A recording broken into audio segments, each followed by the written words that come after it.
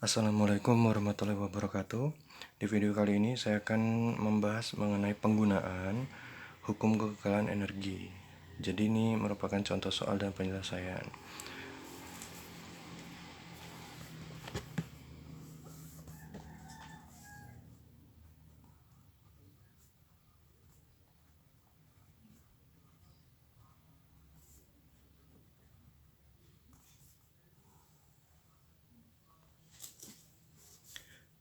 Oke, sesuai dengan namanya ya. Sebentar. Sesuai dengan namanya bahwa ya energi itu kekal gitu kan. Energi itu kekal sehingga persamaannya yaitu energi inisial sama dengan energi final. Inisial itu awal, final itu akhir. Jadi energi di awal akan sama dengan energi di akhir. Ini juga merupakan pengertian dari kekekalan energi, yaitu di mana energi pada sistem, jadi energi pada sistem itu sebelum dan setelah adalah sama. Ya kita bahkan bisa lacak ya, energi ini yang terdapat pada sistem itu kita bisa lacak. Di awal itu apa aja energinya, di akhir itu apa aja energinya. Energi ini tidak bisa diciptakan atau dihancurkan, akan tetapi dapat diubah dalam bentuk yang lain. Ya, standarnya seperti itu gitu ya. Sebentar. Energi inisial, energi awal dan energi akhir ini apa aja gitu kan. Di sini saya akan menjabarkannya. Di energi awal itu ada usaha. Ada juga bisa energi kinetik, bisa juga energi potensial. Sedangkan di energi akhir itu bisa aja dia merupakan energi kinetik di akhir, kemudian apalagi energi potensial di akhir. Jadi ini saya tambahkan gini ya, biar ada bedanya. Bisa juga dia menjadi energi kalor, energi panas. Kalor itu energi panas. Nah, ini persamaan ini ya bisa aja ada usaha di awal. Kalau memang nanti tidak ada usaha di awal, sehingga persamaan menjadi energi kinetik dan energi potensial aja gitu kan. Begitupun sebaliknya, kalau di sini nggak ada kalor, nah sehingga di sini energi kinetik dan potensial di awal akan sama dengan energi kinetik dan potensial di akhir. Energi potensial juga bisa aja dia berupa maaf, berupa benda di ketinggian sehingga MGH. Bisa juga dia pegas yang setengah KI kuadrat itu. Bisa dua-duanya, bisa salah satu, tergantung sistem mana yang kita tinjau. Nah, seperti itu. Oke, lanjut ya. Di soalnya saya garis dulu. Saya membuat perumpamaan, mungkin ini pernah kalian alami gitu kehidupan sehari-hari. Itu roller coaster. Wah, habis ini pulpennya. Nah, ya seperti ini ya. Nah, di roller coaster itu biasanya ada apa yang namanya, yang kalau orang naik itu keretanya mungkin ya. Nah, kereta ini nanti dia kalau misalkan dari awal itu dia akan ke sini kan. Set, kemudian muter ke sini, kemudian ke sini lagi. Ya ini tantangannya di sini gitu kan. Biasanya teriak-teriak di sini gitu. Nah, ini saya buatkan ada jari-jarinya R, sehingga dari titik P ini, titik P ini saya buat titik P titik O gitu ya, biar mudah ya.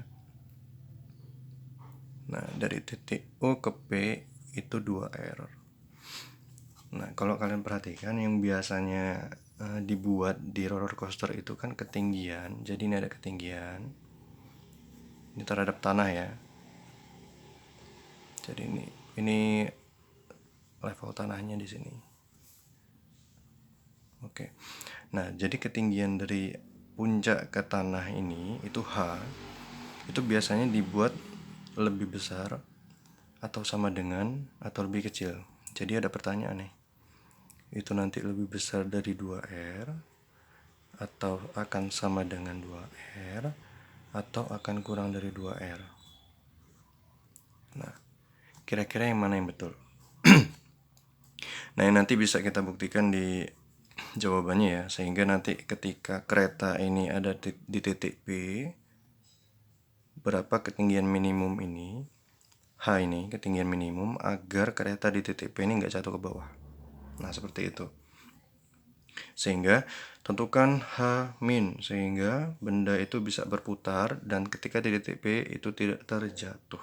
Nah, bagaimana analisisnya? Kita gunakan hukum kekekalan energi, di mana E inisial akan sama dengan E final. E inisialnya apa aja? Di sini ada dua, energi kinetik dan energi potensial. Di sini juga ada dua, saya buat dua, energi kinetik dan energi potensial. Jangan lupa tambahkan variabel subnya di bawah. Ini iya. Oke. Nah, sekarang kalau kita tinjau persamaan energi kinetik itu apa? Setengah mv. Karena ini di awal, ini juga di awal. Nah, ini pada benda pada ketinggian ya, bukan pegas ya, sehingga di sini mgh. Sama dengan ini pun sama.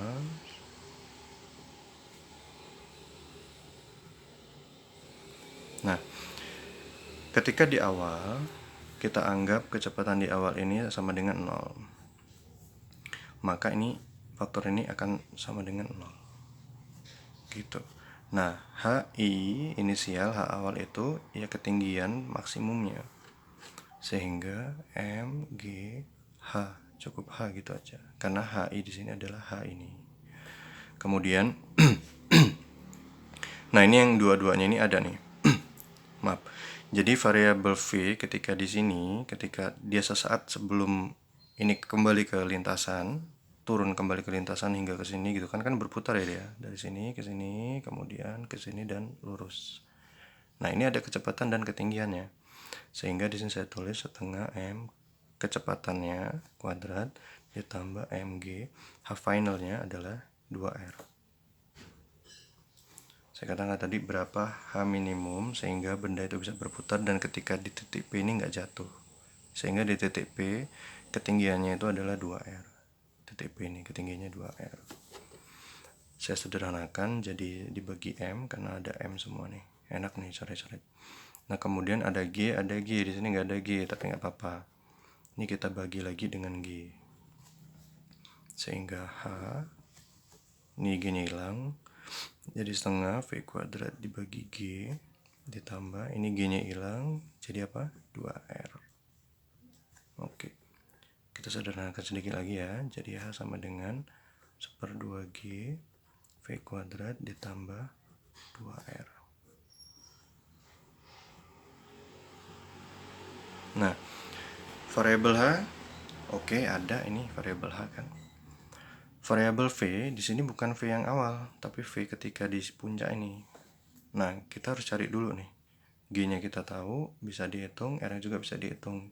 Nah, cara menghitung V-nya itu seperti apa? Kita gunakan hukum kedua Newton itu untuk gaya sentripetal. Karena lintasan ini berupa lingkaran. Sehingga sigma F sentripetal akan sama dengan, kenapa kameranya autofocus? Oke, sama dengan M V kuadrat per R. Nah, kita tinjau dulu sebelum masuk ke persamaan ini gaya-gaya yang bekerja pada benda ini. Saya buat di sebelah. Nggak cukup ya. Sebentar ya.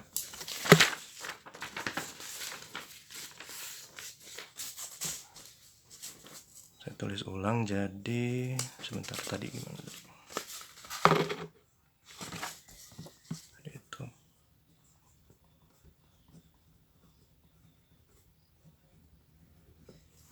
Nah, seperti ini kan ya. Sedangkan persamaannya untuk yang gaya sentripetal akan sama dengan M V kuadrat per R. Oke.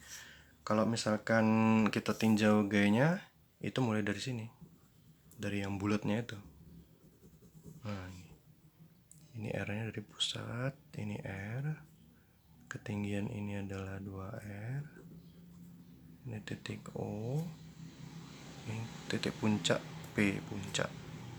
Nah, ketika kereta berada di puncak ini, kita buat diagramnya. Jadi misalkan ini keretanya, gaya apa aja yang bekerja pada benda itu, pada keretanya? Ya pastinya ada gaya berat ke bawah. sebesar mg gitu kan.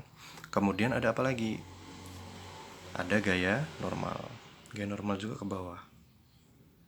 Itu gaya normal. Karena gaya normal itu gaya ketika kereta ini kontak dengan landasan, kontak dengan lantainya. Nah, ketika ini berada di puncak, kontak dengan lintasan yang mana? Ya lintasan yang ada di puncak ini. Kan ini. Nah, ini bidang landasan ini. Sehingga ada gaya normal mengarahnya ke bawah.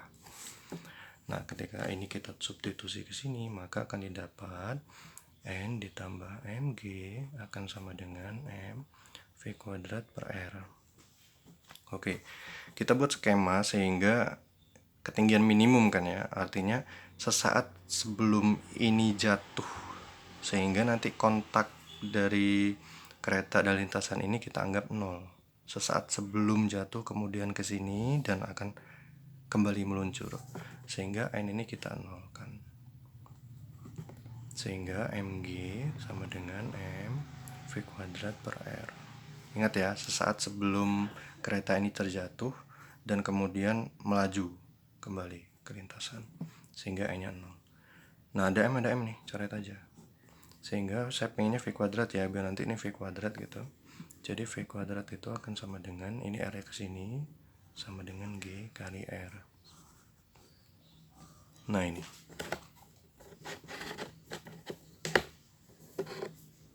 Oke, kita masukkan di persamaan tadi yang mana tadi? Ini H sama dengan setengah 2R. Oke. Nah, di sini masukkan v kuadrat itu ke sini, sehingga didapat 1/2 g kali ini g kali r ditambah 2r. Ini g-nya kita coret, sehingga ini kita dapatkan setengah r ditambah 2r. Maka H minimumnya akan menjadi, ini 2 itu kan 4/2 ya, biar sama-sama penyebutnya 2 gitu. Sehingga 4/2, 4 tambah 1, 5, 5/2 ya. 5/2R atau 2,5R. 5/2, 2,5. Sehingga H itu harus 2,5R. Ini H minimum. H minimum agar kereta ketika di puncak ini nggak terjatuh. Nah, kalau kita balik ke soal di awal,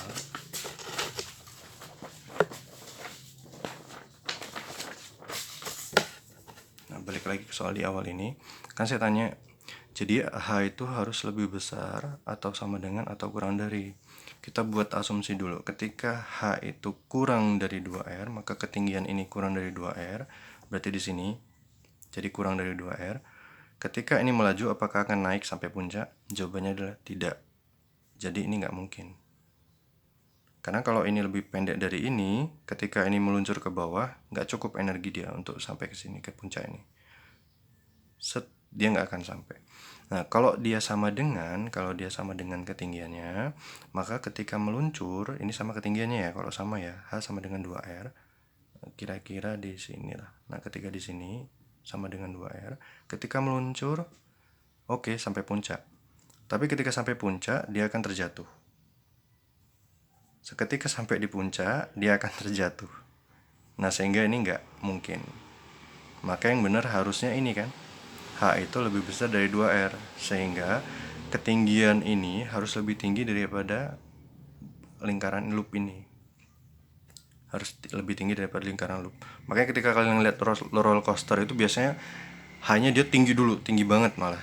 Tinggi banget daripada yang loopnya itu. Sehingga nanti dia bisa turun ke sini, kemudian balik lagi, melaju lagi. Gitu ya. Melaju ke sini, set gitu, ke sana. Maka hipotesisnya harusnya H lebih besar dari 2R. Ini nggak masuk, ini nggak masuk. Kita lihat jawaban kita.